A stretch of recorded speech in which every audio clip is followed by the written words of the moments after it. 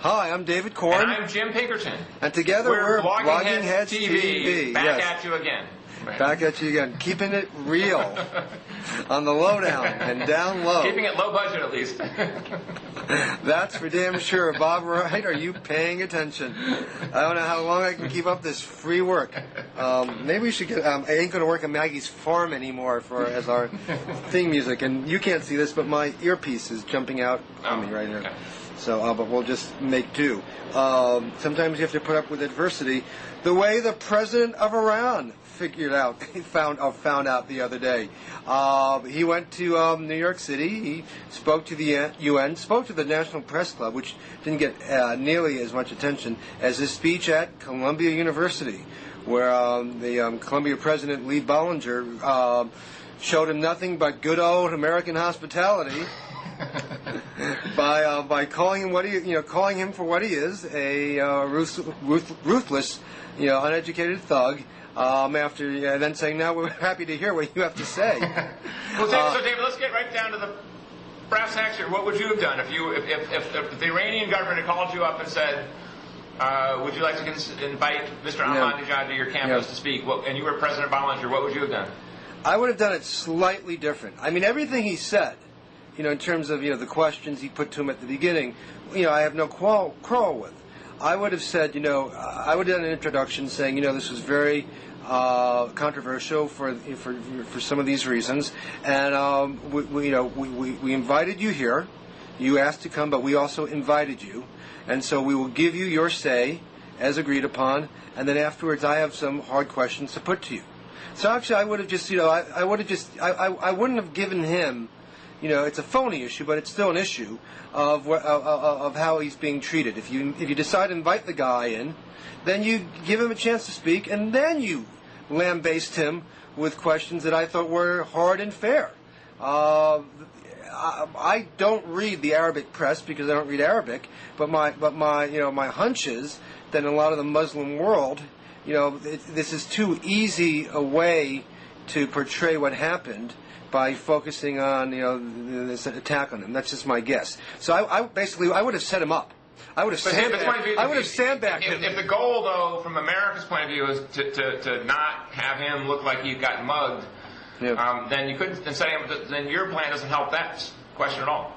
Well, it does, because you give him his say. You invite him over. You let him say whatever he wants to say. I mean, they weren't obliged to give him a platform to begin with, but if you give the guy a platform, you let him say. That's my point. I think what I would say is I think that it was wrong for Bollinger to invite him and just to let him speak, and then for Bollinger to say, "Well, I'll make up for it, so I don't lose all my alumni contributions by trashing the guy." Looks kind of cheap and sneaky and underhanded, and I think what they should have done is said, "Look, you're more than welcome to come here to Columbia and debate Alan Dershowitz or Norman Podhoretz or somebody, or Jim Pinkerton or Jim Pinkerton." I think that I would first thing I would say, I think that if Iran calls for the annihilation of another member state of the UN, then Iran should not be in the UN. And that's just I don't want to get in this debate with you, but some scholars have pointed to that "wipe off the map" phrase as being not an exact translation. But let's just stick to the larger point here, because look at it this way. I'm obviously not in favor, neither you, of the Iraq War, but if indeed.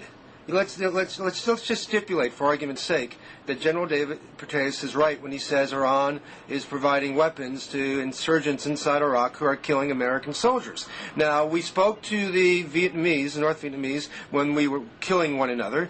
We spoke to the Soviets and the Chinese when we were, having secret covert operations against each other. So that doesn't mean we couldn't have diplomatic talks with Iran, but whether a private institution such as Columbia wants to give a platform to someone who's leading a government that's involved with activity that's killing Americans, I see the argument for not doing so. But if you're going to do that, I think I in essence agree with you. I would not like to listen to Alan Dershowitz for 45 minutes or an hour, but I would have happily let Lee Bollinger do the role. He was up to that performance, but I do think it looked a little bit like a sneak attack, and I think it cut away from his argument but the manner in which he did it. So I think you could have said, Ahmadinejad, we're happy to have you come here. You'll get to say what you want to say, but then we have some hard questions. You can call it debate. You can call it a grilling session. We're going to expect, I, Lee Bollinger, will put them to you, whatever you want to put it. But, structure it that way. As long as it's structured that way in advance, and so it's transparent, so the Iranians can't say, hey, we were expecting hospitality and we got clobbered. Yeah. And the interesting thing was, I thought that actually it gave Ahmadinejad a very crafty opening. I mean, he came up and said, I didn't expect to be trashed like this. This is not how we do things in my country when we invite people in. And I think I wasn't in the room, but judging from the crowd reaction, it seemed he won over part of the crowd for that. He then lost it when he said there was no such thing as homosexuality in Iran. But I mean, it gave him an easy, way to sort of, portray himself as, from a dictatorial regime as a victim. Right. But 2 points. Strictly speaking, he said, and I don't speak Farsi. He said we don't have homosexuals like that in Iran, which I'm sure is true.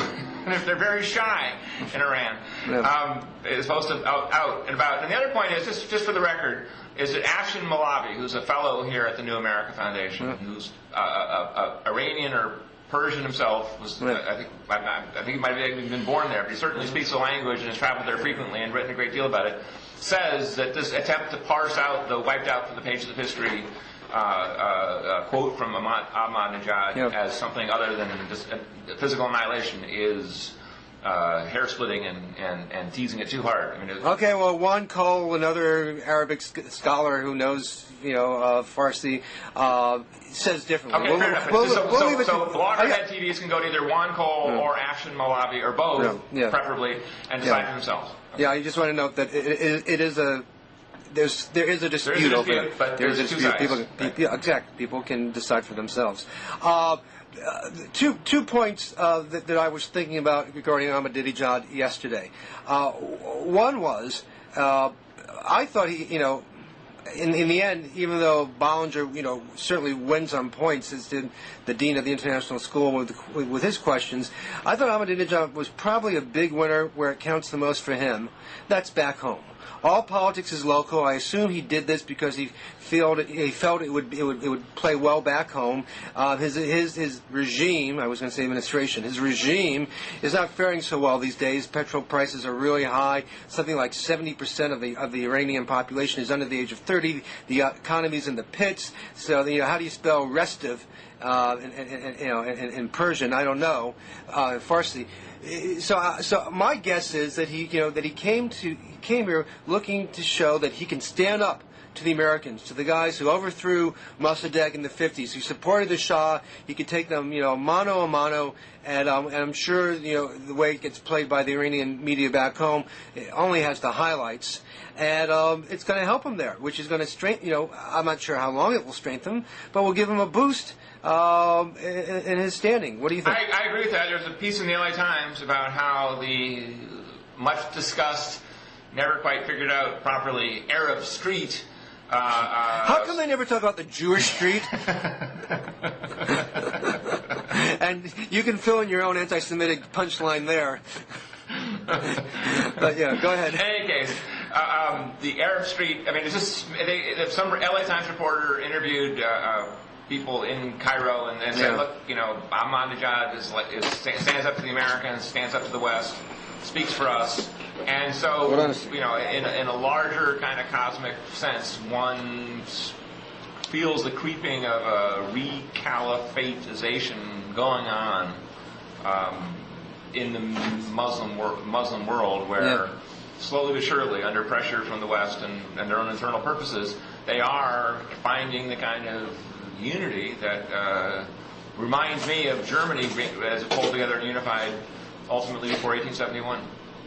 The invasion of Iraq might have helped with that. I think it did. I wrote a piece for, of all places, the Jerusalem Post in January 2003, in which I made exactly that argument. I said, listen, if you go in as liberators... You were prescient, Pinkerton. I was, but I'm saying that now, even for all the discussion of the Sunni-Shia split, and I certainly have no wisdom as to how one would reconcile that split, or even if one would even want to reconcile that split.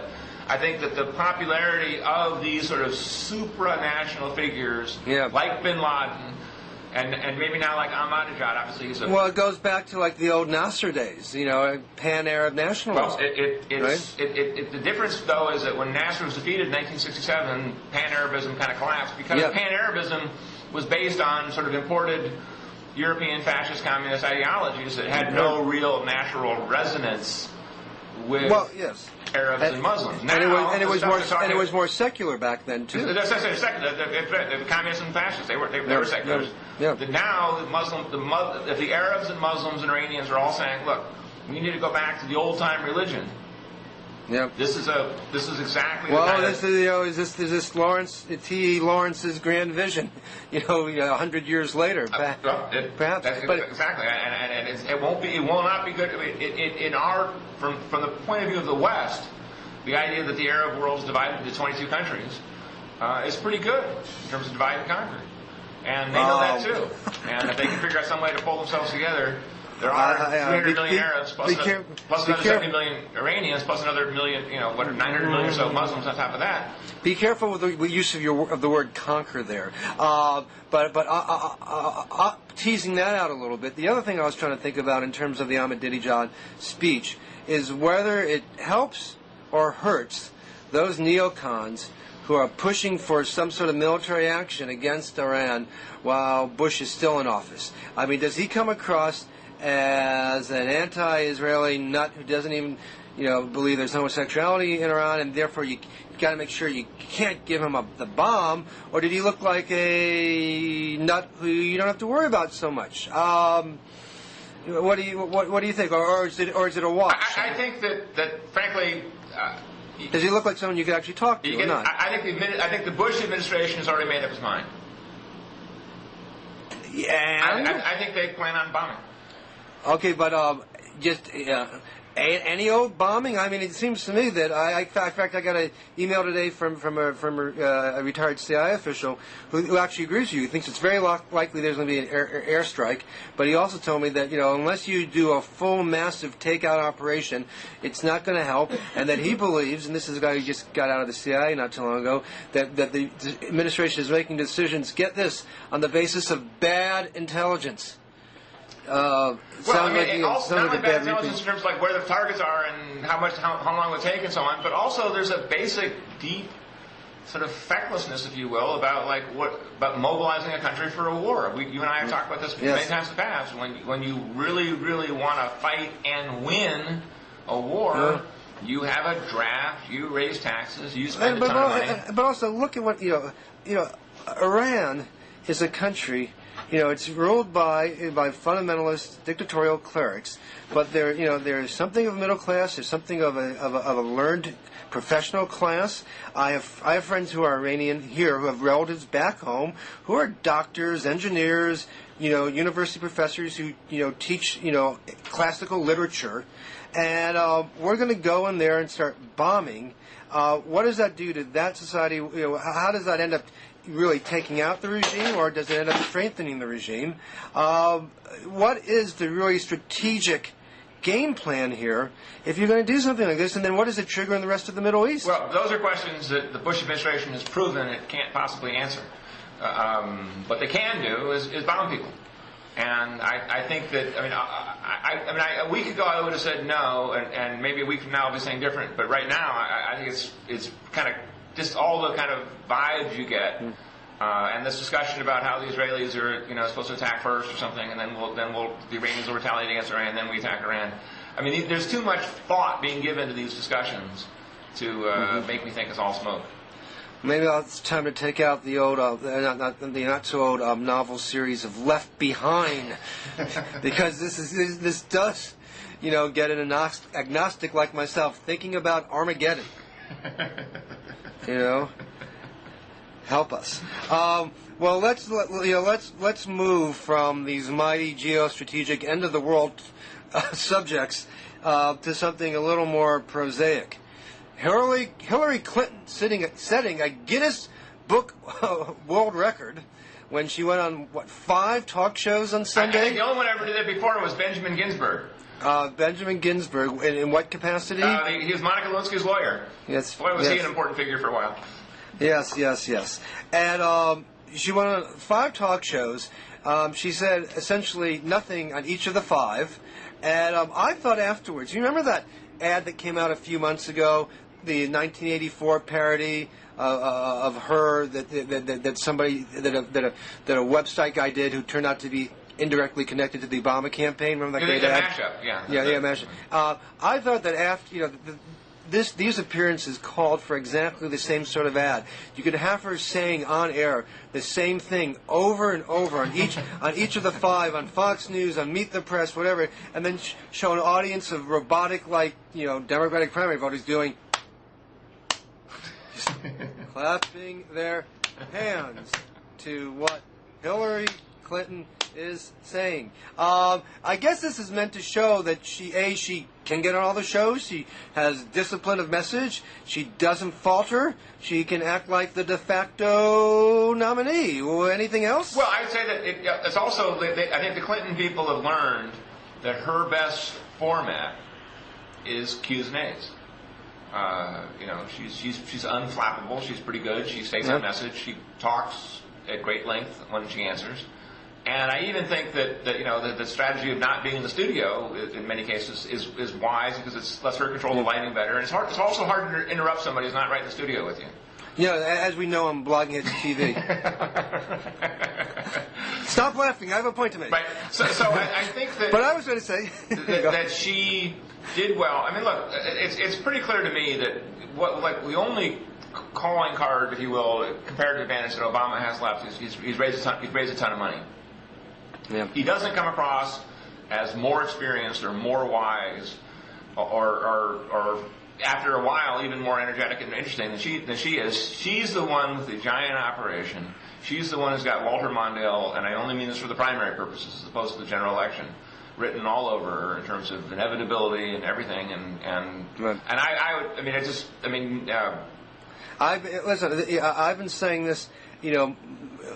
My preference, I don't do endorsements. My preference would be to see Obama run a great campaign, somewhat renegade campaign, and blow her out and show that he has the experience and the sophistication and the stature to do this.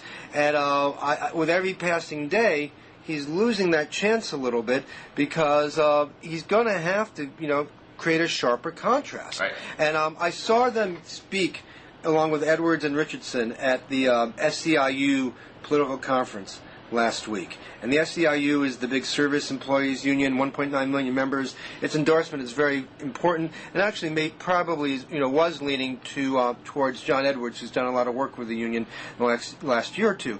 But it was the best speech I'd ever seen Obama give.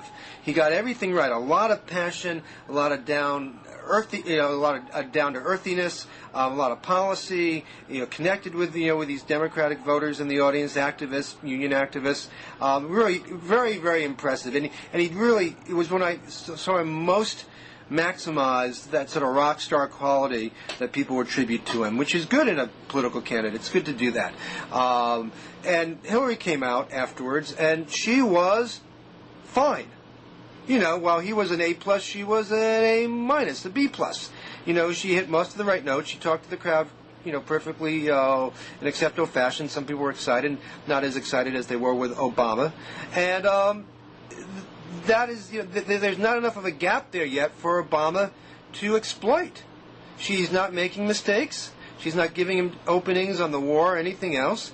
And his performance, while good, is still not good enough at this stage to blow past it. I agree, and I think that the Hillary healthcare plan, getting that out the door, as it were, and I think probably sort of cements her loyalty among enough Democrats to say, look, she'll deliver on this for us. She'll get national health care finally. She's learned from her mistakes. I think she was very adroit at answering all those questions and so on all the shows. I do think, however, she made a huge mistake, and that is this vote against the Move On resolution. I think that will haunt her big time. Not obviously in the Democratic primary, but in the general election. I think that Senator Webb and Senator McCaskill and all the sort of these younger red state Democrats were all smart enough to vote with Senator Cornyn on this thing, and Hillary was left there with the left wing of the Democratic Party. Well, I tend to think if this comes up in a debate in the general election and Rudy Giuliani or somebody wants to mention this, she'll say, you know what, I'm here to talk about the war. You want to keep it going, I want to end it, and I think that will maybe, trump but this. how will Hillary debate 50,000 veterans who swift boat her in the fall of 08? Well, with the same type of line, I think. I mean, it's harder. If they get on TV, if they spend as much money on her, they'll do it. They will spend the money and come up with the ads, whether it's the Move On ad or whether it's something else. I mean, well, you're right, but they'll call her a surrender monkey. If half of the Democrats voted with the Republicans on that condemn, and by the way, the resolution, the Cornyn resolution, did not mention Move On by name. Well, I understand that. And so, in other words, if Hillary, I think it's very easy to say that Hillary cares more about the sensibility of billionaires and bloggers than she does about the U.S. military. Because I live in Northern Virginia. I know what the military thinks of Move On, and I know what they think of people who support Move On. And that is not principle. Let's put it that way. And those people are going to get out and vote. And in the wartime, when the military, ask John Kerry what happens to you when you trash the military in wartime. And I'm talking going all the way back to 1971 and his appearance before the Senate Foreign Relations Committee. They never forgave him, and he never got elected president. Well, I'm not sure those people would be voting for her to begin with, and I still think that if we're at the same position in the war as we are now, that will trump this. And I think she's going to have a hard time getting that vote to begin with, especially if she's up against Rudy Giuliani. There's a question of intensity, and I think that's the main question is intensity. And the question is, I'm not saying she won't get elected president. She's got a lot going in her favor. I'm saying it was a mistake to side with George Soros and Peter Lewis against the military. Well, we shall see. Okay. We shall see. But speaking about mistakes and presidential candidates, you had a breakfast, which wasn't a mistake, with Newt Gingrich, who is saying that he'll get into the race if he can raise $30 million in the next 3 weeks, which means, I'll marry Angelina Jolie if she'll return my phone call. I mean, it's completely absurd. I did the math. It's like 14,000 donors. It's harder to get commitments than to raise the money itself. This is just such, bullshit that only gets played because places like the Washington Times dutifully dictate or transcribe what he says. And then he says, "Oh, Newt Gingrich is thinking of getting into the race." Does he have a book coming out in 2 weeks? Well, a couple points. One, the Blogging Heads audience can be assured that none of this is scripted in advance because when one of us, and I'm sure it's me, many times misstates facts, there's nobody there to correct them before they blurt them out. Gingrich did not say that he needs to raise $30 million in the next 3 weeks. He said what he said. No, if you can get commitments. $30 million commitments by November 1st. So I mean, look, let me be clear. That's 5 weeks then. I don't Fred Thompson raised $5 million working to raise money in 2 months. David, commitments is not the same as raising it. It's harder to raise commitments. No, it's easier to raise commitments. How do you get commitments? You have 14,000 people. I can say I'll give you $5 million. That's easy. No, but you can't do that in a presidential primary. You need 14,000 people who will give you $2,300 each. Right. I suspect. Let's unpack this a little bit. First of all, I had me and several, quite a few other reporters had a pleasant Sperling-esque breakfast, with Gingrich last Thursday. What did you eat? A muffin and some coffee. What did he eat? I don't think he had anything at all. I mean, I realize he's conscious of his weight, and his new wife Calista is anxious to keep him healthy and stuff. So I think he had, as I recall, he had nothing at all. Although some people were eating eggs and bacon, I can tell you that. Okay. So I mean, it's a Republican crowd, and he said that he actually made an interesting point, about campaign finance on the $30 million fund. He said, "Look, what McCain-Feingold has created now is, in effect, an oligarchy, where people like John Kerry and Bloomberg, and if he were to run, which I guess he's probably not, but or Mitt Romney, who definitely is running, can write themselves checks for millions of dollars." That's always been the case. But the point is, and meanwhile, all the rest of us, this is Gingrich talking, are stuck trying to raise it in $2,300 increments. Right. And That was the McCain-Feingold. That's been true well, for... okay, it's the campaign finance laws, broadly decades, speaking, decades. which McCain-Feingold is, because it mentions McCain, I'm happy to... No, the point was, the theory behind that was, you can't stop people from using their own money, but you can stop Howard Hughes from, giving $5 million to Rich Nixon. That's an interesting theory, and I can understand the logic in it. I'm simply reporting to you and to the rest of the Blogging Heads audience is that the effect has been to make Mitt Romney an enormous player in Republican politics, right? Where he probably wouldn't get anywhere. But the point is, anytime you talk to Republicans, say, "Listen, Mitt Romney is fourth in the polls. He's going down. Yeah. He spent $45 million at 9%. But people say, look, but he spent another $145 million, and eventually you break through with that kind of dough. And so that was what Gingrich said. Now, Gingrich, in his own mind, said, I need. After he does this thing called American Solutions, which is a online sort of video discussion seminar, which is taking place this weekend, he's going to then reflect on running for president. This is just ridiculous. Go ahead. What's ridiculous about it? Just go ahead. He's going to reflect on running for president. Go ahead. I think he is. He's going to see what kind of impact he had. And impact on what? Well, how many people are going to watch this? I mean, Lindsay Lohan will have, gets drunk and people pay attention. How many people in America are paying attention to his America Solutions, webcasted videos this weekend? I've been impressed by the number of people who are signing on as video internet lecturers. I just talked to Bob Walker, who's a former Republican member of Congress, a very, very smart guy. Was talking about energy and the environment. Are you participating? No, I'm not. You should be. What's his number? I'm calling him right now. Okay, Newt. And in any case, he's staring you right in the face. What Gingrich has going for him is he's willing to talk honestly about, in hard terms, about these issues like why are the schools no good? Why do our levees break? Why can't we win a war? This basic, why is London eclipsing New York as the financial capital of the world? I mean, there's a 4 or 5 issues he mentioned, and another 100 he's mentioned in the past, that do kind of cry out for genuine, profound change to fix a staggering status quo. And don't tell me he's tugging at your heartstrings and wooing you from Mike Huckabee.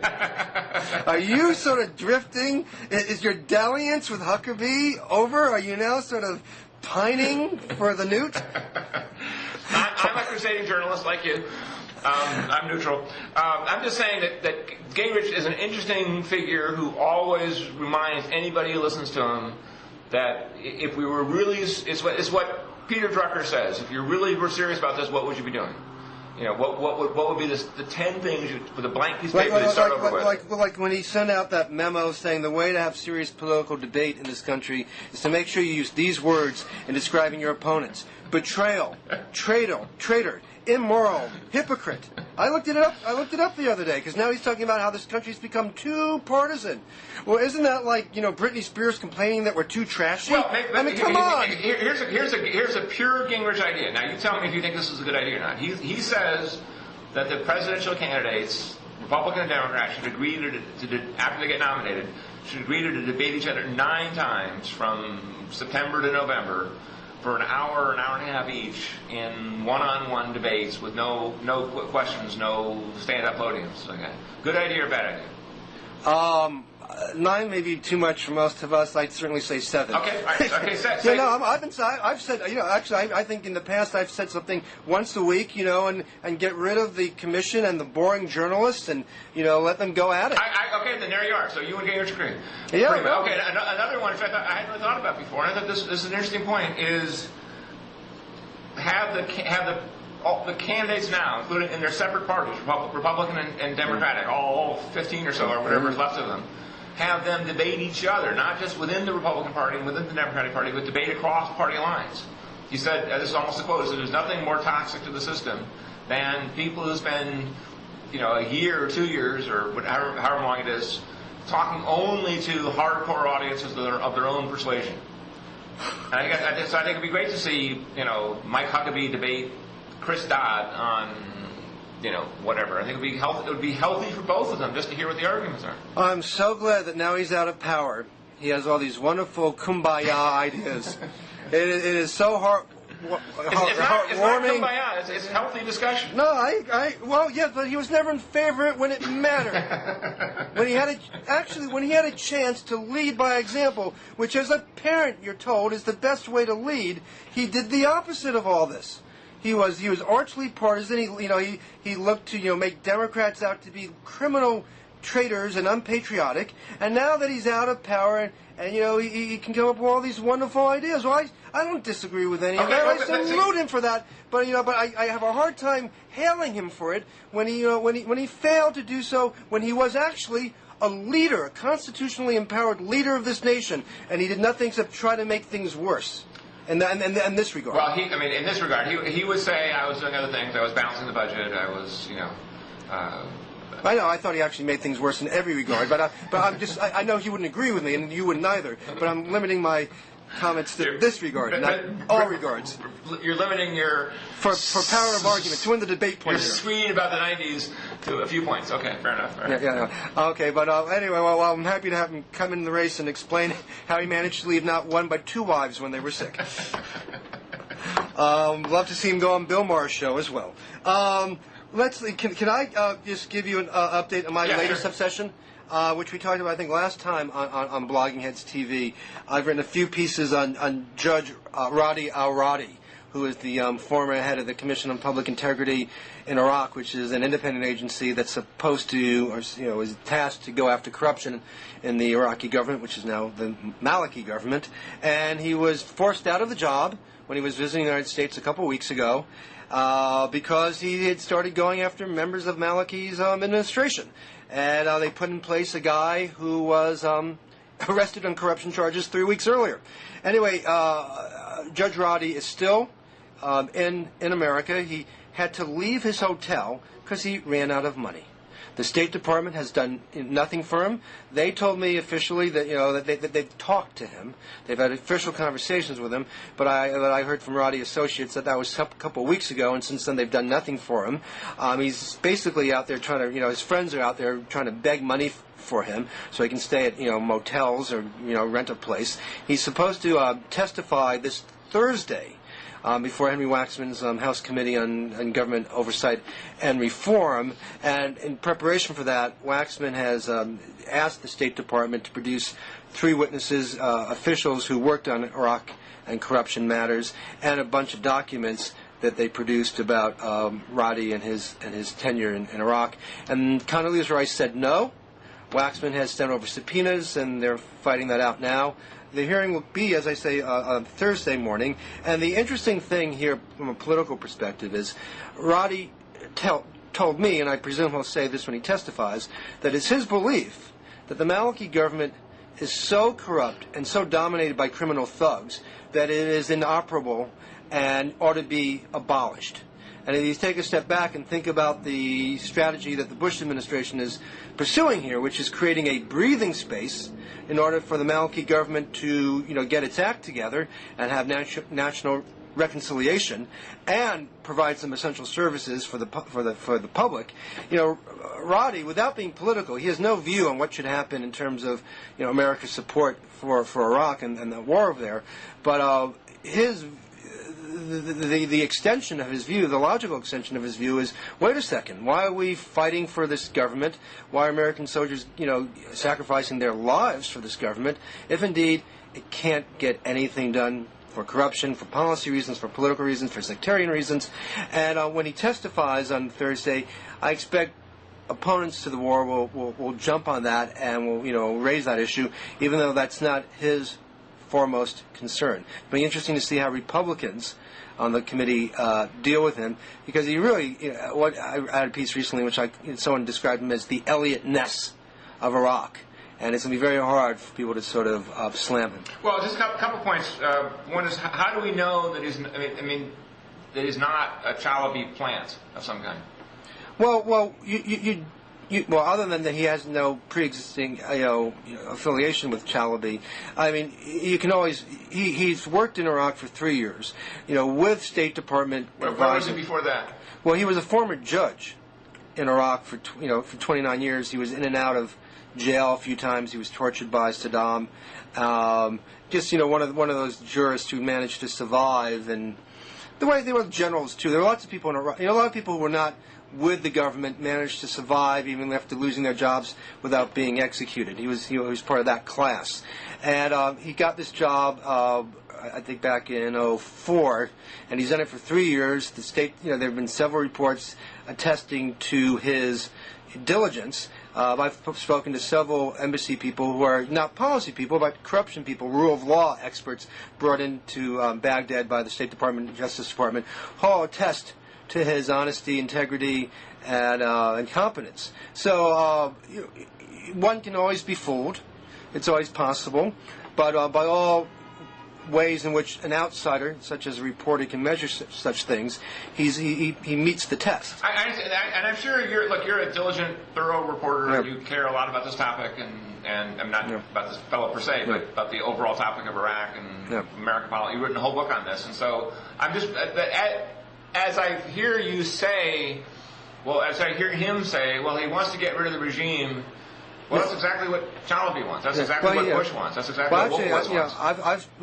I've spoken to other people who think Maliki is just so corrupt he ought to go. I mean, he doesn't say he wants to see the regime go, and he hasn't said this until recently.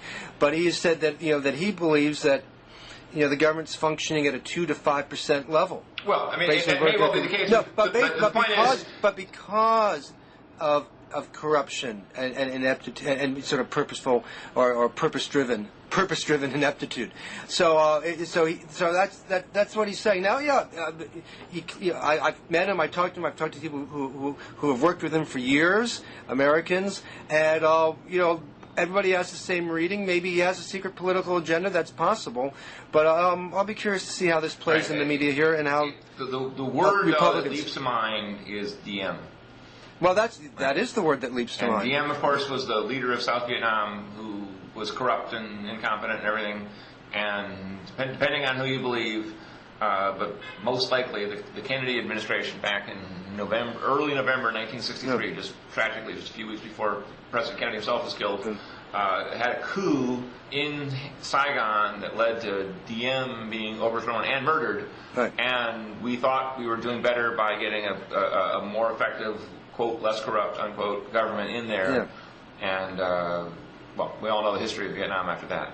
No, it got worse, and we couldn't work with him. We couldn't work without him. And so the concern I have is that without saying anything nice about Maliki or anything about his lack of, anything about his honesty or anything like that, it just would say that if he has a sudden accident, dies, cuts himself shaving and bleeds to death or something like this by just random accident somewhere in the next week or a few weeks, or gets overthrown or a plane crashes or something, the next government who comes after that, unless it's run by al-Assad or something like that, is going to have absolutely zero legitimacy, because every Iraqi will say, the Americans didn't like Maliki, who did sort of win kind of half an election. I'm not a little fuzzy on exactly how you get picked to be Prime Minister of Iraq, but he kind of won an election in the parliament.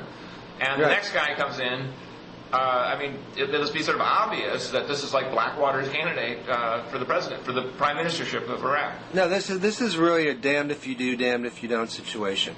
If Maliki is not serious about having a national reconciliation government, I think the evidence is pretty clear that he's not that serious about it. In fact, one problem he's having in Iraq these days, which doesn't get a lot of attention here, is that there's a developing amount of Shia opposition to him. It's not always Sunni versus Shia. It's secular Shia versus religious Shia. And I'm told he's leaning heavy on some of his political opponents within his own within the Shia bloc. And there's a lot of dissatisfaction with that. So the question, is he may not be able to govern, and the next person, and if he's replaced legitimately or illegitimately, there's no guarantee that the next person will do anything better with these same factors. The goal in Iraq should be national conciliation. Do you think that's a realistic goal by anybody? Well, anybody? Well, it may be the bridge too far, which is one reason I'm for beginning to disengage. Okay, but another argument is but there's no point in staying in Iraq. No, I agree. There's no point in staying, but there might be a point unless you come up with a breakup. There might be a point in partition. Yeah, that's right. Which would say that, you were just interrupting. In which case, Maliki is a perfectly fine leader for the Shia. It could be, yes. But if you are engaged in that process, but we're apparently not engaged in that process now. Actually, I think we are. I think that's the point. The point of Petraeus in this Anbar strategy, if you give guns and weapons and aid and body armor and everything else. They're claiming they're not giving weapons, so that's another issue. I mean, I see my TV with weapons. I mean, they get something. Well, there are lots of weapons left fair enough. there. But I'm saying if Petraeus, as part of the Bush strategy, is to build up Anbar sheiks, right, and the Sunni, for lack of a better term, warlords in the Sunni areas, they're never going to swear allegiance to the Shia government of Baghdad. Right, but yet at the same time, the still operative strategy is breathing space for national reconciliation. I'm saying, look, to say that there's different elements of confusion in the Bush administration would be an understatement. But I think in this particular case, I just caution all well-meaning leftists and liberals who think that the issue is corruption. The issue is division. I mean, it doesn't really matter whether Maliki is corrupt or not, or whether he's got a Swiss bank account. What matters is whether he is taking orders from Iran, which he probably is to some extent, and what matters is whether or not he's a schismatic Shia nationalist, which he probably is. Which, frankly, I kind of applaud him for being that. I mean, after all the Shia have been through in Iraq in the last 80 years, they should be an independent, sovereign country, and they shouldn't. And it would be horrible. I think make things go from the current debacle to even worse if we were to overthrow Maliki, put in some Sunni or no, I think it'd probably be a secular Shia who had no legitimacy. And look, I've been to Iraq. I'll tell you right now, the Shia, the women. All wear the veil. I mean, they all wear black. There aren't probably. I really don't think there are, except maybe in Georgetown. Right. There aren't a lot of secular Shia in Iraq, in Iraqi secular Shia, except expatriates. Well, we can. So I'll be interested in what this guy says. I'm sure that what he's. I'm not sure. I would imagine that he's going to have a lot of interesting stuff to say, and I applaud Chairman Waxman for bringing him in, and the stories about Blackwater and mercenaries and contractors, let alone corruption, I'm sure will be curling our hair for decades to come. But I just caution anybody who thinks, well, there's a political solution to this that involves getting rid of the Maliki government and replacing something better. Yeah, I don't believe that. I've said for years now. I don't think there is a solution. I mean, it's hard. I don't think there is a solution to Iraq, and partition may be a measure to take that will have a lot of ugliness attached to it, and it may be what the parties in the country and in the region end up resolving is the least of worst, or at least a somewhat workable solution. And they'll have to fight that out. And if that's the case, I really think we need to withdraw and let others draw the lines. But for the life of me, I don't see the installation of another government that's going to be able to sort of pick up where Maliki left off and make the surge a political success. I agree. And it is interesting to read the paper about Belgium. To shift gears for a second, and I know we're going to wrap up, but just to make the point, and that is Belgium, the Flemish and the Walloons, the French speakers and the Dutch speakers in Belgium have sort of realized, look, after 170 years of not being very happy with each other, there's really no great point in us being a country together. And so they've, front page of the New York Times, it's got to be true. There's serious talk about dissolution of the country. And I say more power to them. I say more power to the Kosovars to become independent of Serbia. I say the same thing to the Vermonters. So please don't tax the Ben and Jerry's. And a lot of other places. But anyway, on that happy geography note. Let's wrap up this edition. Very good. Okay, and so, Jim, it's always a pleasure. David, and nice talking to you. And talking to you soon. I'll put some links up, and we'll do this.